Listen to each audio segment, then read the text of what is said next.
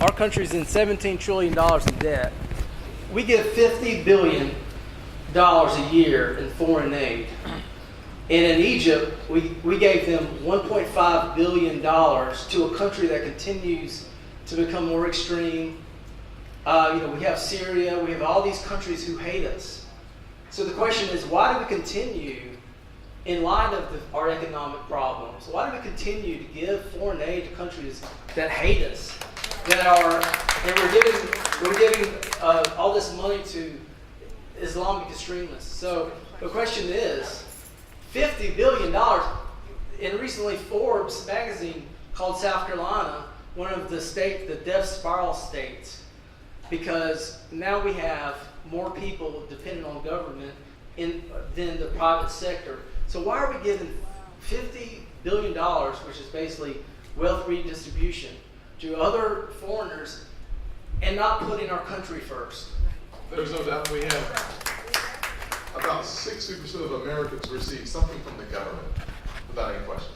Way too high. We need to drive that down. We need a spending addiction without question. There was an opportunity for us in the Senate to make a decision on our foreign aid to Egypt.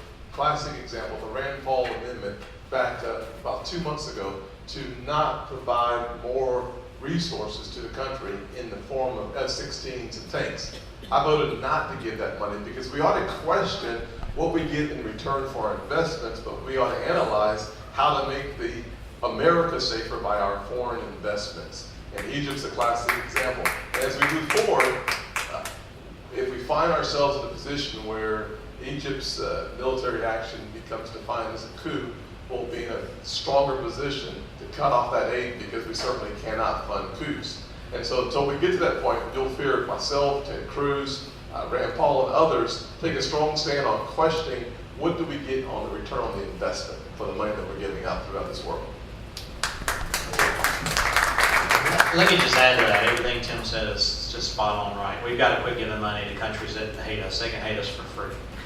Okay. And we've got to quit funding the Islamic extremists and radicals. But with the case of Egypt, what makes it a very difficult situation for us with foreign aid to Egypt, not counting the F-16s and tanks that we get. We can cut that off as military aid. But my understanding is that the Camp David Accords, when Egypt and Israel decided they weren't going to fight anymore and they kind of had a standoff peace there, is that Egypt would get 50% of what we annually gave to Israel. That was part of the deal, negotiated by Carter, if I'm correct. And if I'm not, just tell me. That's my understanding. So we're obligated under a treaty, not anything Tim and I voted on, but under a treaty of 1978, I believe, 77, 78, Camp David Accord, it said we have to give Egypt 1/2 of what we give Israel. But Tim's exactly right. If this is declared a coup, a military coup, there is a facet in the law that says we don't give them anything because we don't fund military coups. So that's where it muddies the water a little bit. I'm not saying it's right or wrong. I'm just saying that's what muddies the water. If I had my way, we would not fund the Muslim Brotherhood at all. The Muslim Brotherhood is not friendly to the United States.